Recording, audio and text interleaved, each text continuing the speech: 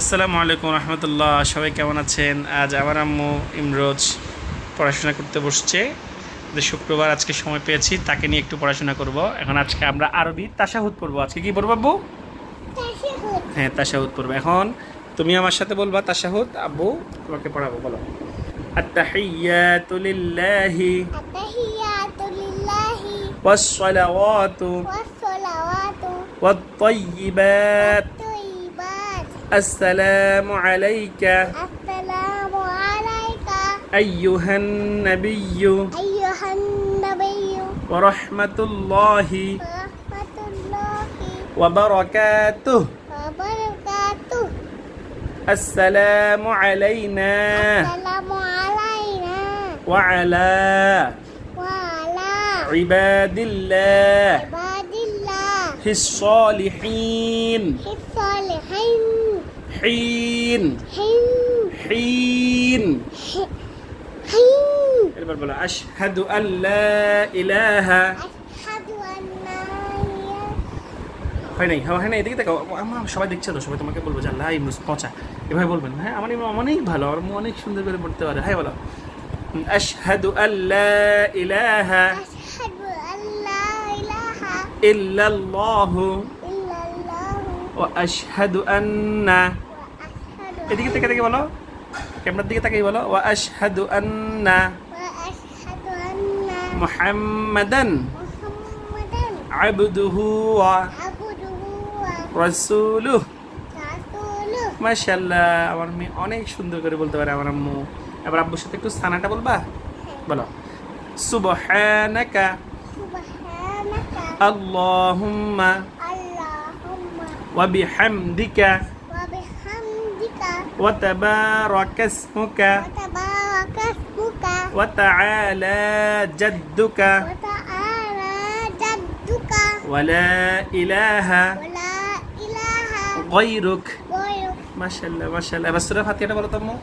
আউযু বিল্লাহি মিনাশ শাইতানির রাজিম। হয় না আব্বু? বলি আউযু বিল্লাহি মিনাশ শাইতানির রাজিম। আউযু বিল্লাহি মিনাশ শাইতানির রাজিম।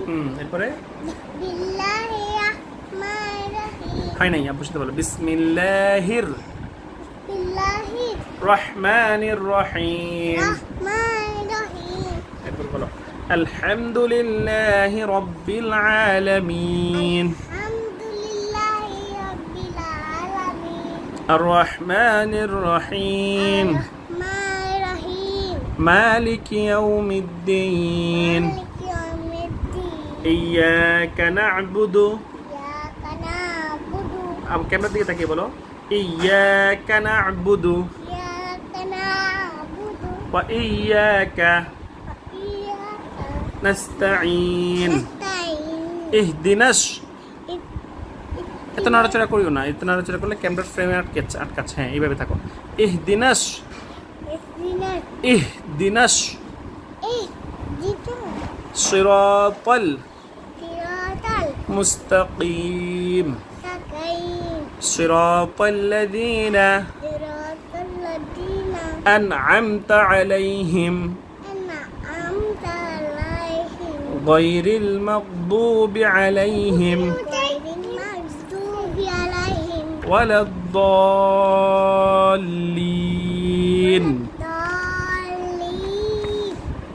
লিন আমিন। এবারে হ্যাঁ, আল্লাহ আছে। এখন এখন এখন আমরা কি বলবো? সূরা কি বলবো? সূরা ইখলাস বলো বিসমিল্লাহ। এখন আউযু বিল্লাহ বলতে হবে না, শুধু বিসমিল্লাহ বলতে হবে। বিসমিল্লাহির রহমানির রহিম। এভাবে নাড়াইও না, স্থির থাকো। এভাবে নাড়াইও না, দেখা যাচ্ছে না তো মা, সবাই দেখবে, বলবে যে ইমরোজ কত ভালো।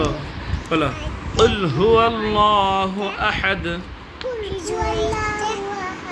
আল্লাহুস সামাদ লাম ইয়ালিদ ওয়া লাম ইউলাদ ওয়া লাম ইয়াকুল লাহু কুফুয়ান আহাদ।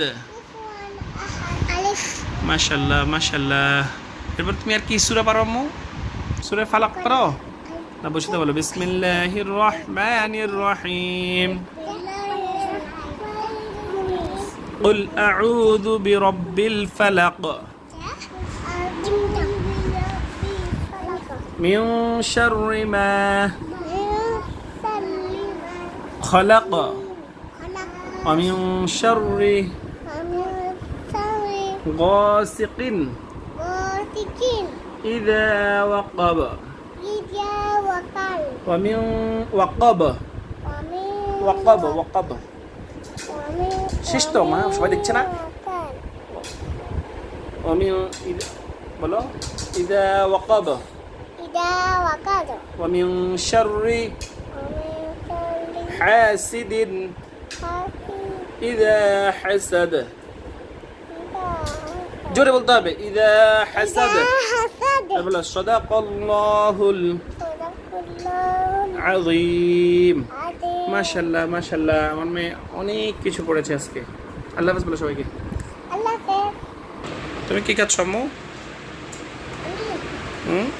আমি খাচ্ছি আমার মেয়ে এখন কতটুকু আরবি পড়াশোনা করলো সামান্য পরিমাণে বাজাই করছে আলহামদুলিল্লাহ ওর এজের জন্য এটা অনেক কিছু অনেকে হয়তো বলতে পারেন মেয়েকে বা ছেলেকে হয়তো অনেকে বলতে পারেন মেয়েকে পড়াশোনা করে সেটা ভিডিও করে কেন করছি এটা আসলে অনুপ্রেরণা আমাদের সবারই উচিত ছেলে মেয়েদেরকে এইভাবে নিয়ে পড়াশোনা করানো যে কোরআন হাদিস জানে শিখেছে সে ছেলে মেয়েকে শিখাবে বা যেটা শিখেছে শিখাবে আমরা সবাই টিচার দিয়ে করাই অবশ্যই বাবা মাকে উচিত তাদের সন্তানদেরকে শিক্ষা দেওয়া এর কারণ হচ্ছে সন্তান থেকে যেটা শিখবে ছেলে মেয়েরা তারা সেটা শিখেই বড় হবে এবং তারাও সেটা প্র্যাকটিস করবে যখন তারা বাবা মা হবে আমরা শুধু টিচার দিই নিজেরা নিজেদের কাজ নিয়ে ব্যস্ত থাকি অফিস নিয়ে বা এগুলো নিয়ে আমরা তো কাজে অবশ্যই আমাদেরকে নিজেদের করা উচিত যতটুকু সম্ভব আমরা ব্যস্ততার কারণে বা যে কোনো কারণে ছেলে মেয়েদেরকে এমন যেন না হয় আমরা একদমই টাইম দিতে না পারি আমাদের অবশ্যই উচিত বাচ্চাদেরকে সময় দেওয়া তাদেরকে শিক্ষা দীক্ষার জন্য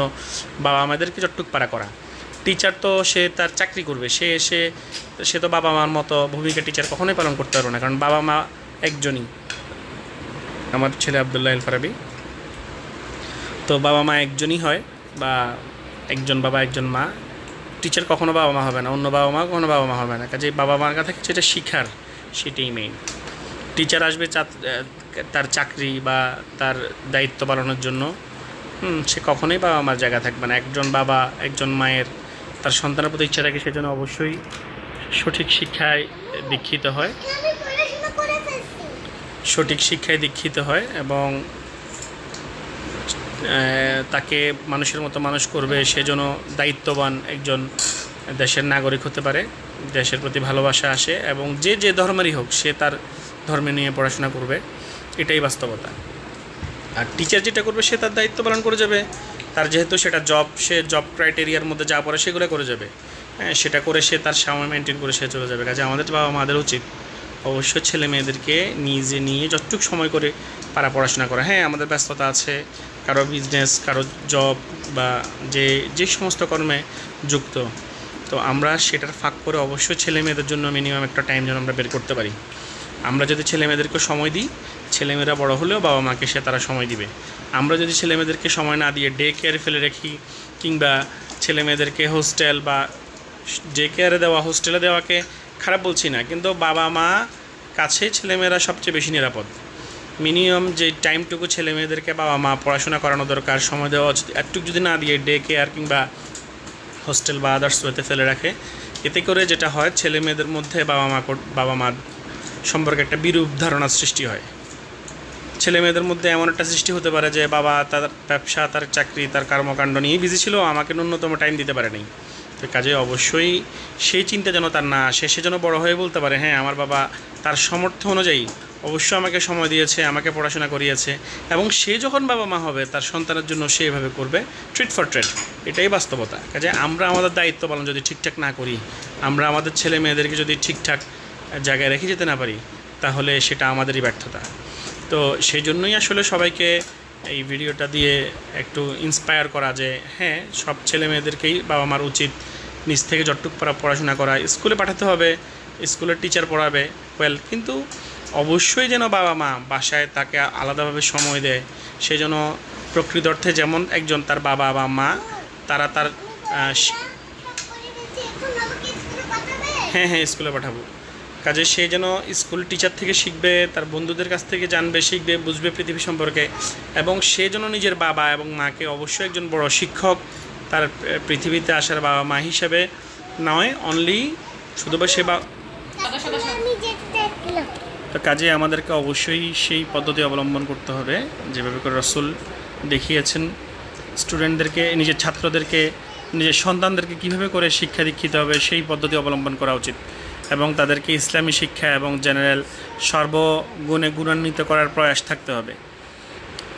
যিনি যে ধর্মের তিনি তার ধর্ম অনুযায়ী সেটা করবেন এবং পাশাপাশি সব কিছু শেখাবেন। কোনো ধর্মই কখনো কাউকে বলে না কারোর প্রতি অন্যায় করা, হ্যাঁ, অন্য ধর্মের প্রতি নির্যাতন করা, এটা কোনো ধর্মই বলে না। সব ধর্মই ন্যায়ের কথা বলে, ন্যায়ের পক্ষে থাকে। তো কাজেই বেসিক যে কথাটা আসলে বলার উদ্দেশ্য, ছেলেমেয়েদেরকে আমাদের বাবা মাদেরকে সময় দিতে হবে।